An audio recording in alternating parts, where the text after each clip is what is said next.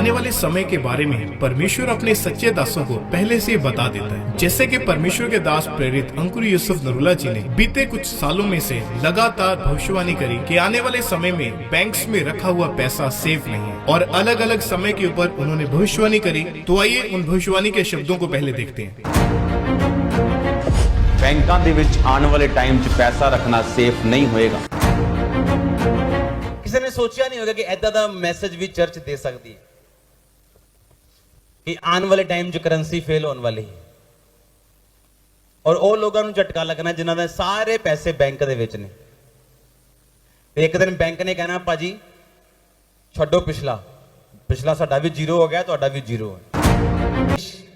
Cash finish, digital currency. एक दिन internet खुलेगा और पता लगेगा कि जो हमने डिजिटल करेंसी खरीदी थी उसका तो नामो निशान भी आज इंटरनेट पे नहीं है। जो मैं आपको प्रोफेटिक वर्ड दे रहा हूं, अभी सालों से, जब वॉर क्या, अभी तब तो लोग झूम रहे थे मजे में। कोविड से पहले की बातें हैं ये, याद है कि नहीं याद है? सब कुछ इजाफे में था, प्लस था, बैंक्स अच्छे थे, लेकिन मैं कहा लोग डूबेंगे, बैंक डूबेंगे, सब कुछ हो रहा है वो। मैंने आपको बताया था कि अगर आपका सारा पैसा बैंकों में है तो आप एक डेंजरस पोजीशन में हैं। आपके पास लैंड होनी चाहिए, जमीन होनी चाहिए, सोना होना चाहिए, चांदी होनी चाहिए, पशु होने चाहिए, घर होने चाहिए। जिनके पास ये होंगे वो अमीर होंगे।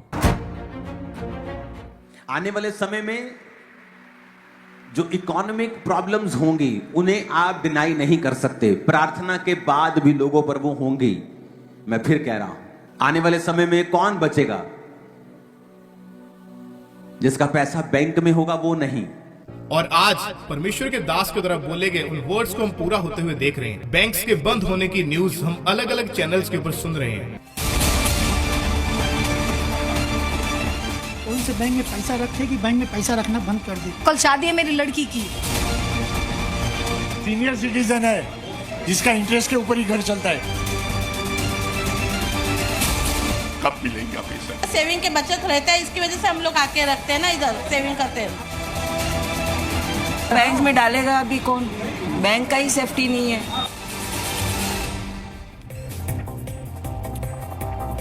जब ये शब्द बैंक आप सुनते हैं तो पहला ख्याल क्या आता है? पहला ख्याल आता है भरोसा। और आम आदमी के भरोसे पर पूरा बैंकिंग सिस्टम चलता है। पैसा घर से चोरी ना हो, पैसा सुरक्षित रहे, इसलिए भरोसा किया जाता है बैंक पर।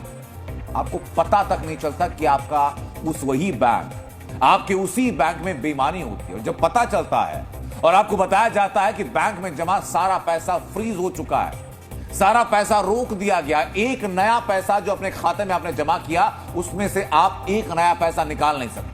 एक बैंक की लगभग 26 ब्रांच बंद कर दी, उससे पैसा नहीं निकाला जा सकता। उसके बाद की तस्वीर देखिए, अगली तस्वीर। बैंक के बाहर ग्राहकों की भीड़ लग गई, जमघट लग गया। सैकड़ों हजारों ग्राहक पहुंच गए बैंक के बाहर लाइन लगाकर। ये आप देख रहे हैं, लोगों की भारी भीड़ आपको नजर आ रही है चारों तरफ।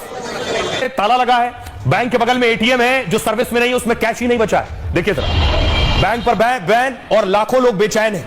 क्या कहना चाह रहे हैं लोग बैंक पहुंच रहे हैं, दौड़े दौड़े बैंक पहुंचे, लेकिन बैंक का शटर बंद, ATM out of service. RBI के फैसले से हजारों लोग बेहद परेशान हैं। एक बैंक पर बैन लगा तो हजारों की मेहनत की कमाई अटक गई है। कोई शटर तोड़कर बैंक में घुसने